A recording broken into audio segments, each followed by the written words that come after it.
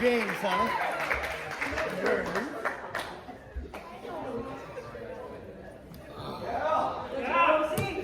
What's up? How are we doing today? Father Derek, how you feeling? I guess I feel great. you know we have known each other. How long have we known each other? It's been since I was in high You school. were in high school, Right? yeah. I was a knight up at St. Joan of Arc, and you were a confrere. Would you have been at Purdue at that point in time? It was. Yeah, you were one of the Knights of the Holy Temple. Right. Yeah. Right. And so that's when we first got to know each other. But our paths have kind of intertwined a lot over the years. From that, our moms went to high school together, right? Yeah. For a time down in Tipton at St. Joseph's. Right. When we got to know each other, you were in college, I was in high school. Then again, when we were in seminary together, from being a few years apart, helping run the Knights programs in Kokomo, running retreats, planning retreats, doing all the things, whether it was like a DJ-esque retreat out east or Crux out here. And I mean, I to be honest, from the day I met you, I never thought that I would be teaching about vocations and knowing that I was working kind of alongside you in the vocations office here in the diocese. And of all the things, I never thought I would be trying to take on the Hot Ones Gauntlet with you in front of what a wonderful crowd we have today. Okay.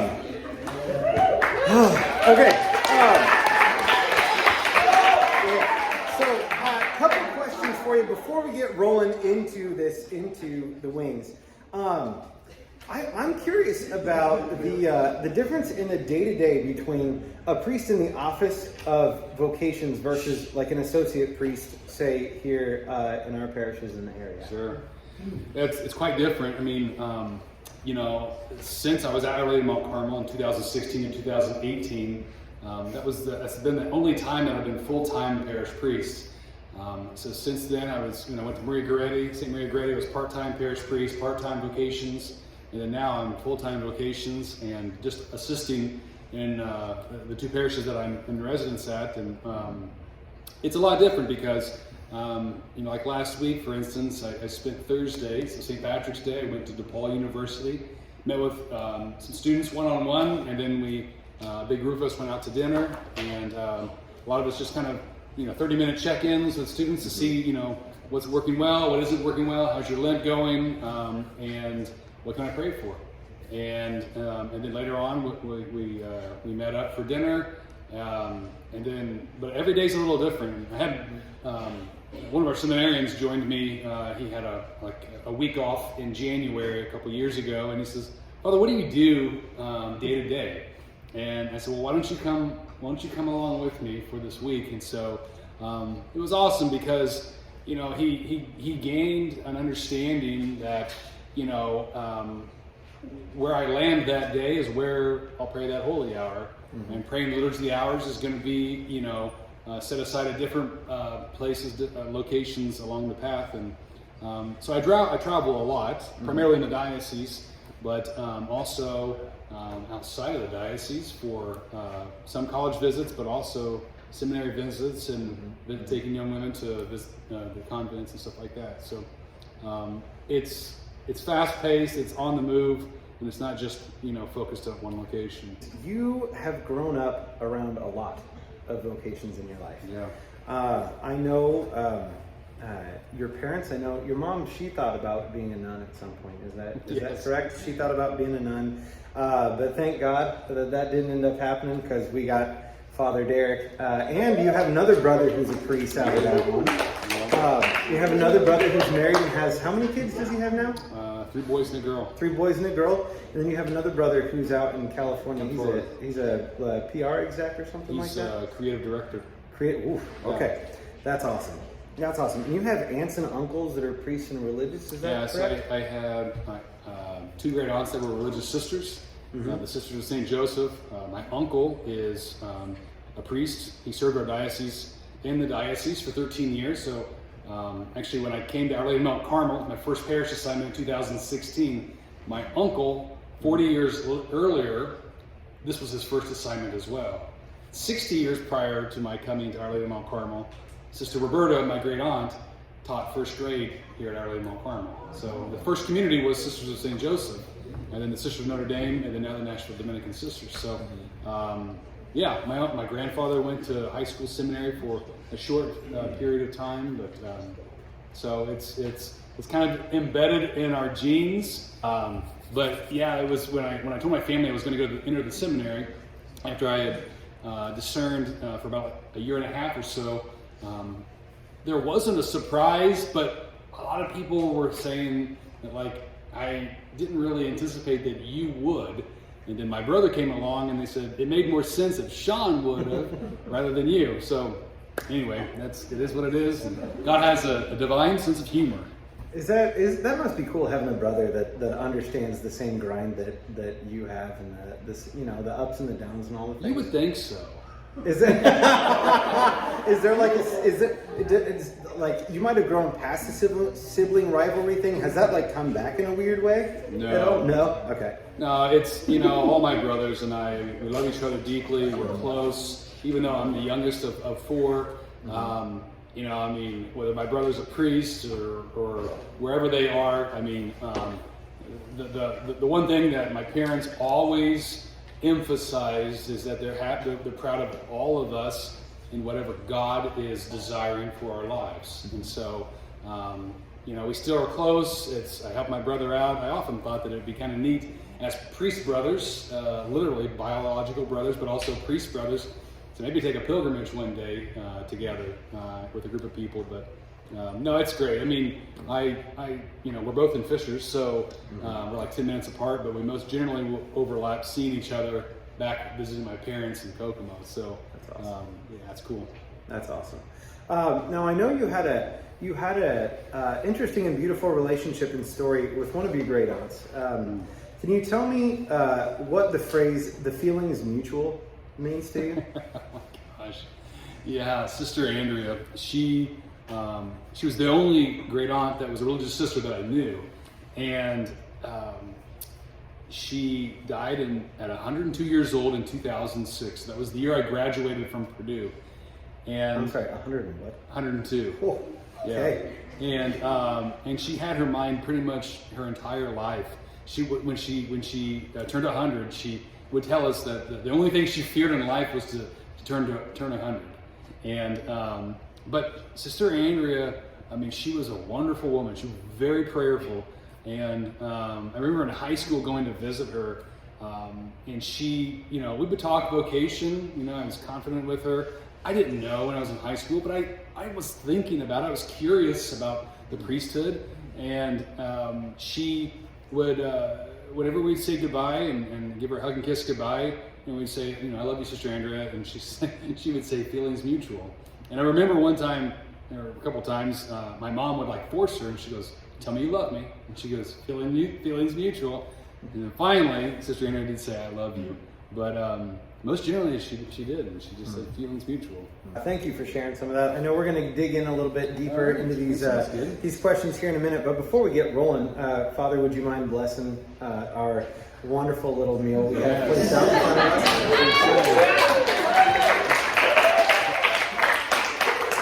In the name of the Father, Son, and the Holy Spirit, amen. Bless us, O Lord, and these thy gifts which we are about to receive from thy bounty. Christ our Lord, amen. In the Father, Son, and the Holy Spirit, amen. I don't know why y'all were praying. You're not the ones eating. So. You'll have the leftovers. Okay, let's go. Let's go. So our first one is called Hippy Dippy Green. This is this bad boy right here.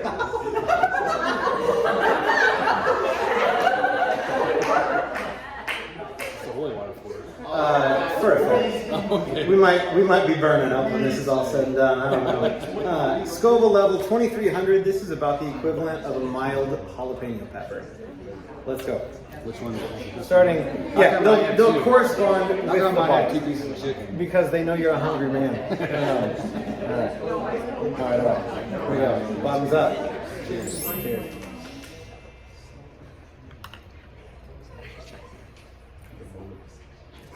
Okay. I could eat a lot of that, honestly. It's really All good. right, sweet. I'll be honest, I'm really nervous. Okay. Yes, very good. So, speaking of the vocations, you grew up actually playing priest a lot for your family, where you would say Mass in your basement, and you took it pretty seriously. Yes. So much so, you made sure that your family didn't chew gum during Mass, and you actually excommunicated one of your brothers for talking gum. I come to understand you once gave a homily on wants and needs.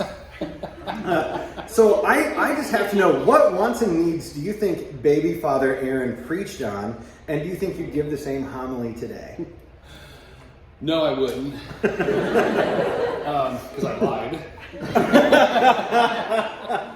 It was funny because it was my 3rd grade year, and I remember I was in Mrs. Cardwell's class, and she had talked to us about wants and needs, and she was, and so I played Mass like 3rd and 4th grade, or 2nd and 3rd grade, and so we had this little area in the basement. It was a cinder block basement, and it was a wide open basement, a pool table, and my brother Adam had one end, and I had the other end. And then kind of in the middle of the basement was the chapel, and we never moved the altar, and we had, different altar cloths and statues of Mary, and then we had, all these religious things, investments, and we had a podium that was the ambo, and all these books and stuff, because when you have so many religious in your life, you have all these other things. And so when I played Mass, you didn't know, I didn't know what to say, and what was correct and what wasn't correct, but I was preaching on wants and needs as a 3rd grader. And I said, the other day I went to Target. My brother Adam, who's just ahead of me, he's number 3, he goes, "No, you didn't." I really didn't. And I said, "Adam, be quiet." And so I kept carrying on. So I was going down to the toy section. He's like, "No, you weren't." And I said, "Adam, be quiet." And so I kept going on, and I said, "I saw this, little boy or girl, whatever it was, and wanted this toy, and was asking his parent and all this stuff." And he goes, "You're lying," which I was. And I said, "Adam, get out of my church." And so if I could remember, I would imagine my whole family is like looking down, laughing. And Adam said, "You can't kick me out. That's my bedroom right there." And so anyway, I remember, my dad said, "Adam, you better go ahead." And so he left. And then when it was my first Mass of Thanksgiving, Father Brian Dorr was preaching my first Mass of Thanksgiving, and everybody remembers the story when you tell them. And he said, "I remember when Father Aaron was, Father Brian said, I remember when he used to play Mass. I hear the stories. And Adam, you better watch it, because I might kick you out." And it was hilarious, but that's the one homily that the family remembers, and I lied. Pretty good. Do they ever fact check you in homilies now? No. Okay. That's awesome. That's awesome. So, you played priest in 3rd and 4th grade. Did you always feel like you were called to be, or you wanted to be a priest? I think it stemmed from probably my 2nd grade year. I point my vocation to my family, my upbringing. Our faith was the utmost important thing. That was what unified our family. And so we went to Mass together. We prayed together, and I think that was something that was. We had priests over to our house. We didn't have any religious besides Sister Andrea and then the sisters there in Tipton, but it was just part of it was natural to us. And so I think that kind of began to allow me to be curious about that. Okay. And might that be what God's asking of me? So from a young age, I think the curiosity was there. And is there someone who was the most influential, thinking back? So it's been a long journey. Yeah. Is there someone that sticks out to you most? I would say, as a young age, Father Raychek was. He married my parents. He was Polish. He was a priest of our diocese, and just a great man, a good, holy man. We would always go to his midnight masses. It was beautiful. I mean, his midnight masses in Elwood, Indiana, were absolutely beautiful, with a huge scola and a procession that was probably, I'm not kidding you, 20, 24 people in the procession. And it would be a young girl dressed in a white dress, carrying the baby Jesus up with the Knights of Columbus. Then you had the middle school and high school altar boys, and a young girl and they would process throughout the whole church. It was just beautiful. And he was just a normal guy. He was kind of grandfatherly to me and to our whole family. And he was very close to my grandparents, and he was instrumental in my parents' lives as well. So Father Raychek, I would say, at a young age was a real inspiration to me. Still is. I pray for him. I ask for his prayers to be a good holy priest today, because I know the impact he's made on many people's lives. Even as I travel through the diocese, parishes that he served 25 years ago, 30 years ago, they still speak very fondly of him. So it's I would say Father Raychek. That's awesome. That's awesome. Okay, we'll get back onto discernment and things like that in a little while. But why don't we go ahead and take the next step? You ready? Our next is Slap Your Mama, and this is again getting up to like a moderate jalapeno flavor. Is where we are today. So, Slap Your Mama is number 2. You ready? It's about time.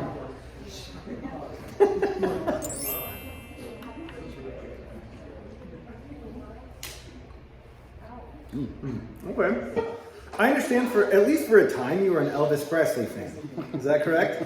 Yes. Okay. You once got up in front of the entirety of Castleton Mall on Elvis's birthday to sing what I'm sure was a heart-wrenching version of Heartbreak Hotel. Do you think you can still sing every word? Do you think you can still hit every note? Pretty sure not. Pretty sure not. But I gotta say, I'm dying to know if we could get a little sample of that birthday rendition.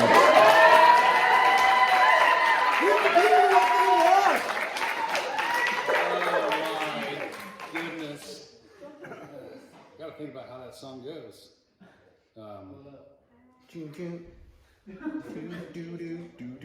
That's not Heartbreak Hotel.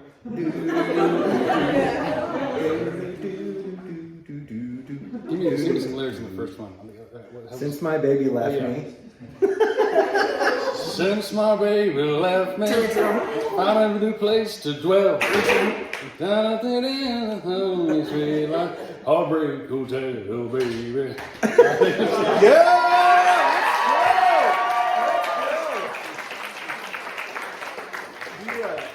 I know music has been a big thing in my life over the years. Is Elvis still like one of the tops for you? I mean, I like listening to Elvis, but it's not the top. I'm sure you're top. I think I know. But I can belt out some Elvis in my truck when nobody's around. That took me. Whoa! That color is off. It's very off on our screen here. What happened to that? Jimmy's, you're really washed up. Did I spit? Okay? I don't know what happened. Seriously, our camera here is a little wonky. What happened? Well, it's okay. It's just you. Yeah, it's just me. But the people need to see this, man. No, they can hear you. It's enough. All right. Enough of that. I need your mouth to be wrapped around another one of these rings. All right. Ready for number 3? Oh, we gotta see a little video first. Let's go. Oh, Ghost Pepper and Blueberry. Ghost Pepper and Blueberry.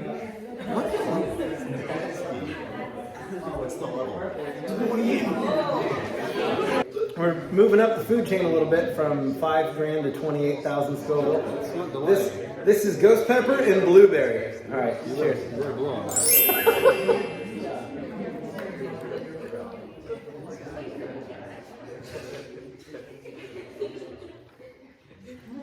You sure that wasn't the first one? Should have been the first one? Did you put much on this one? Oh, yeah? I think that should have been up here. I agree. I don't know how that worked out. Very tasty. Very tasty. Just eat it straight out of the bottle. Huh? Yeah, eat it straight out of the bottle.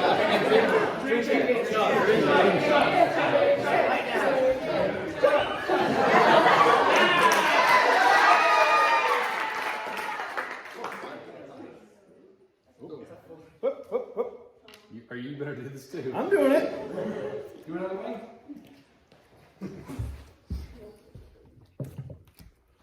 All right, there's some. I understand.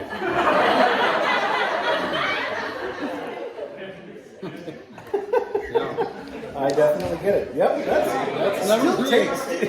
It is number 3. We're still tasty though. Like it's not overbearing yet. That Praise blueberry, God. that blueberry is good. Blueberry was very good. All right.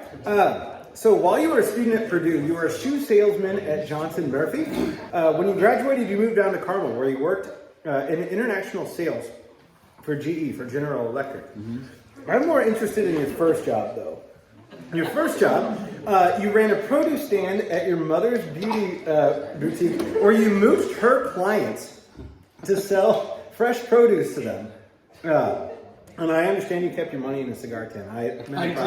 Mad props. Are there lessons from that first gig that you still carry with you to this day? And what are the pros and cons of running a business inside your mom's business? Well, I really forgot about that.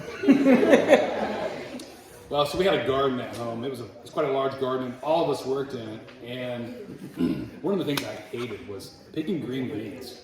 I mean, like, it's terrible. And they grow all the time. As soon as you pick them, it's like the next 2 days you got to go back out there. So one thing I didn't get out there and pick too many green beans. I had some family members that would pick the green beans for me.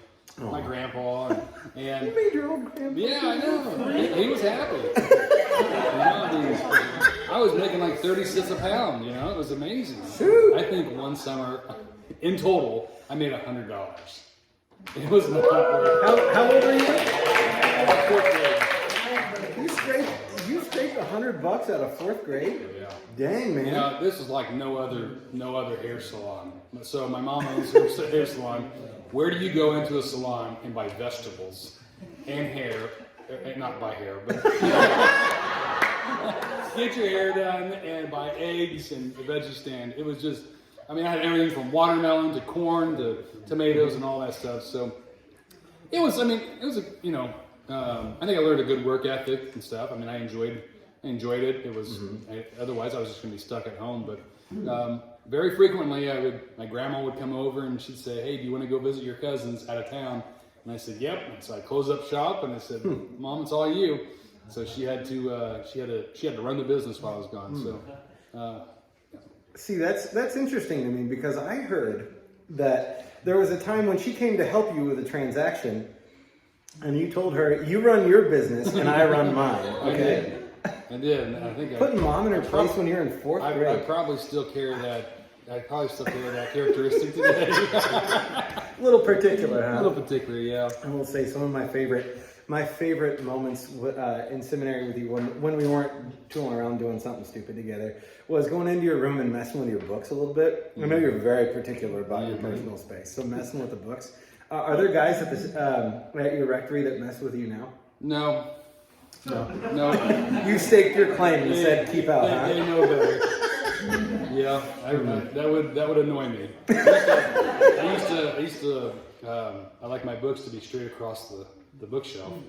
And so sometimes I'd walk into my room in the seminary and somebody would come in and just poke books back. And it would just make me so mad. It was me.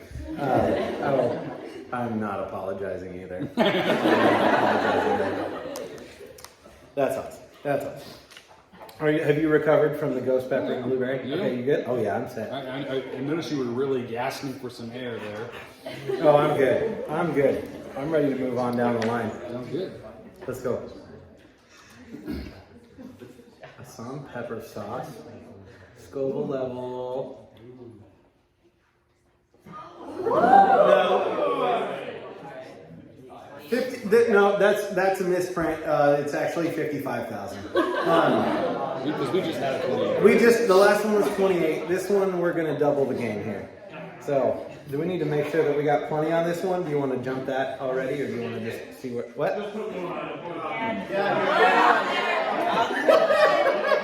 I'll do it for me. As the layperson in here, I'll offer this as a sacrifice of praise for your vocation. Come on, Father.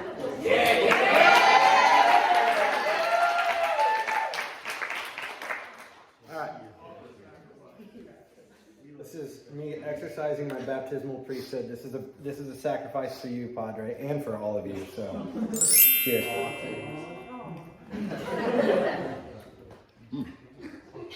You know what that tastes like? Wow. You know what that tastes like A1 sauce.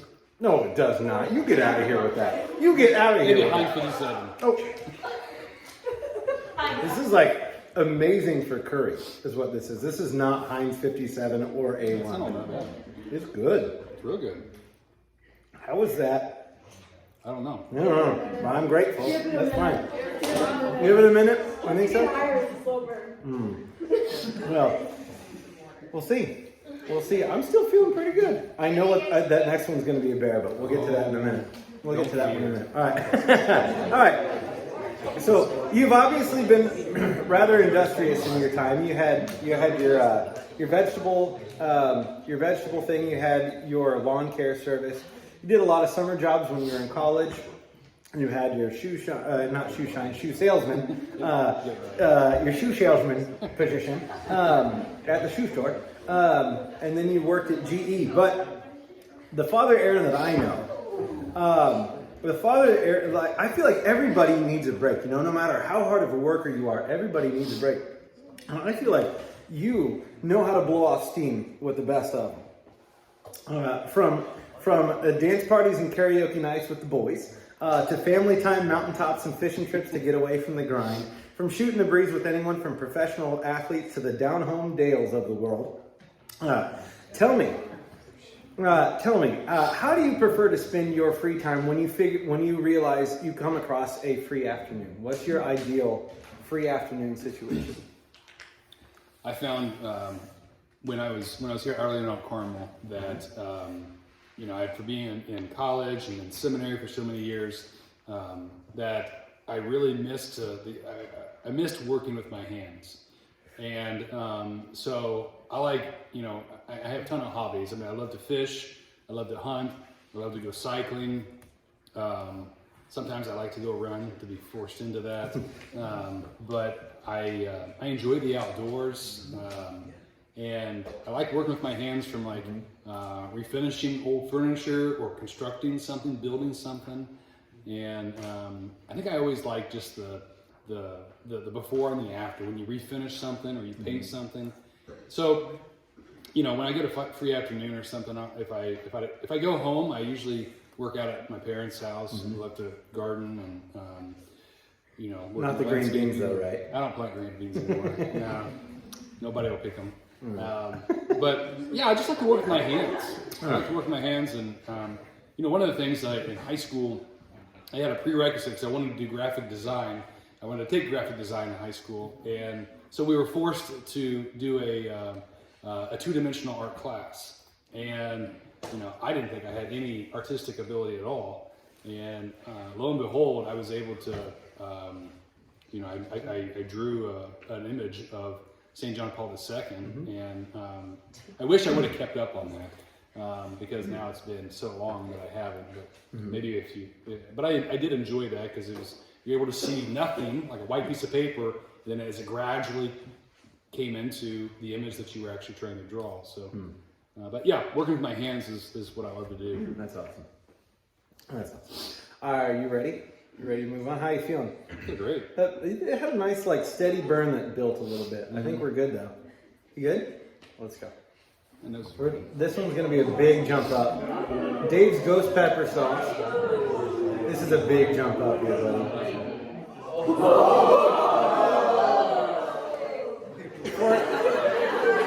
For context, the Blazing Wings are about 350,000 Scoville.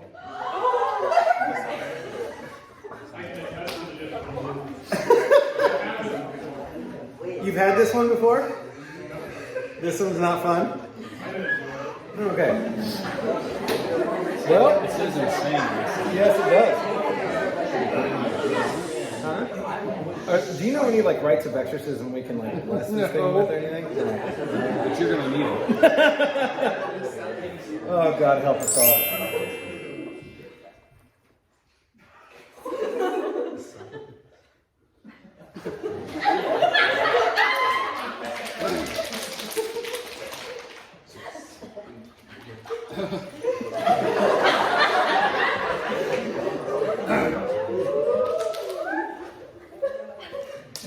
Really?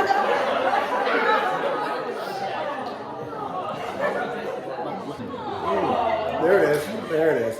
Yep.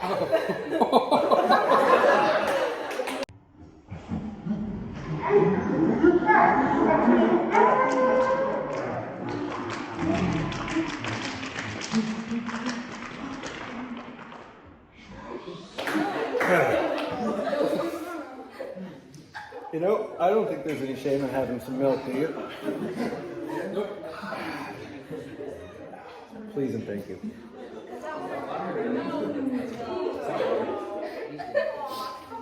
Okay. Judging me for drinking milk? Come on. Yes. Oh, not helpful. Okay. Okay. So, our next question is a segment that's usually called Explain That Graham, but I don't believe you have social media, or at least you haven't friended me in any of them. We found a picture that needs a little bit of context. Could you tell us who the guys are, where you were, and what was going on? Oh. So, on the left, that is, oh my gosh. On the, oh my gosh, like every pore and duct in my body is wow.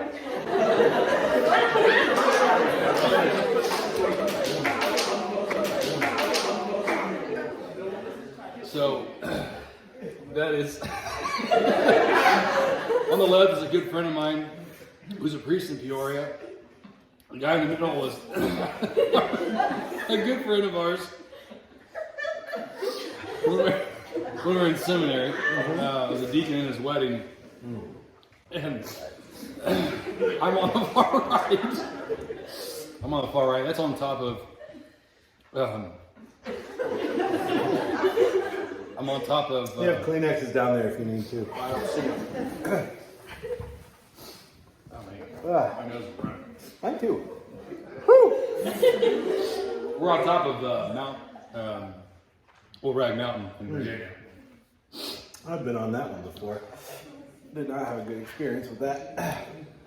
Tell me, were you guys on was this while you were at the Mount in It seminary? was right after, it was right after we finished a semester. It was in May, so we traveled over to Old Rag Mountain. There's 7 false summits. It's a great hike. It's a great hike. It's it's a 5-hour round trip hike. That was so hot.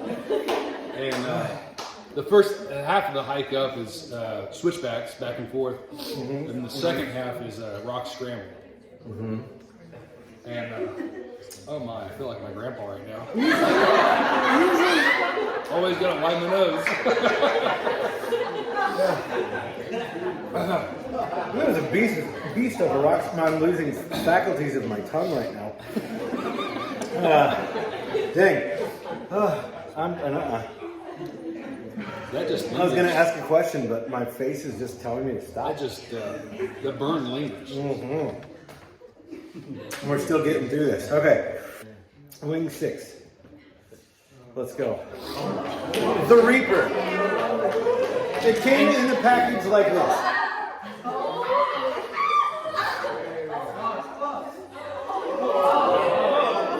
I love how Jesus the Good Shepherd is the first thing.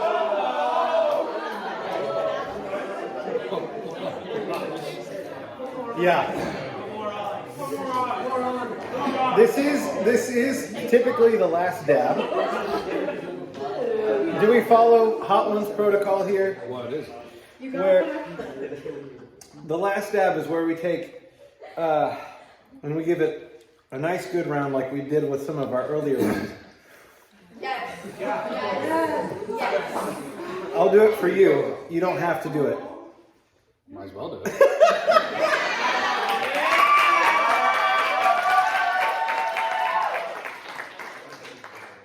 I put 4. I didn't even put 4.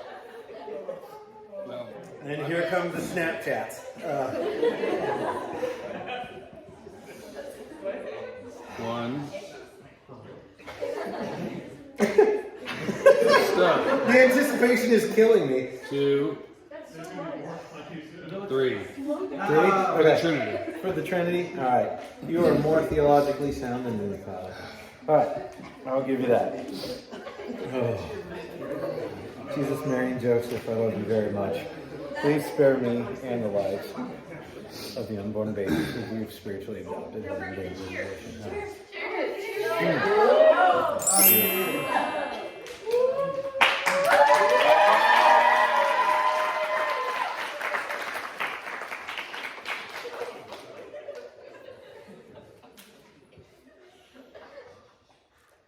Where?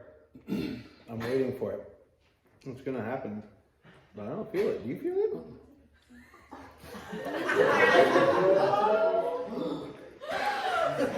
Maybe that one killed everything. I don't know what this is. That was terribly anticlimactic. But, all right. No. No. I'm so sweaty. Mm-hmm. Well, Father Aaron, we have reached the end of the gauntlet here. It's burning. You've successfully run the gauntlet. Now it's time to tell the people what's on your heart. Maybe you have a piece of advice for the young hearts in the room. Whatever you got, as you can, share it with the people. All right. That Reaper's coming in. Mm-hmm. I probably won't be able to speak long because it's Really hot. yeah, it is. But I rediscovered my vocation through young people like yourselves, and I know as a young boy that I had some curiosity of an attraction to the priesthood, and it was later on in my life after college that it was through young people like yourselves that I rediscovered that vocation, which I'm tremendously grateful for. And I point to young people who gave me hope to be able to follow the Lord in whatever He asked for. So I'm tremendously grateful for that. And I think it's important for you to know that yes, you're the youth of the church, but you are the church. You are the church now. You are the church in the future. And never underestimate the power you have to be a witness to Jesus Christ. In your friendships, in your family, and whatever path God's calling you to. And I think it's important to recognize that I never closed that door off. I was told by a priest in high school, don't ever close that door off to the priesthood if that's what God's calling you to. And I never did. And I think that it was a great advice to me, and I share that with you, that if the Lord's calling you to that, to keep that door open and to allow it to be a possibility. I'm not getting emotional here. I'm not either. Yes, you are. I'm not. But I'm not getting emotional. But I'm fine. the church needs you. The church needs you. And if God's calling you to a wonderful life of a religious vocation, then follow Him.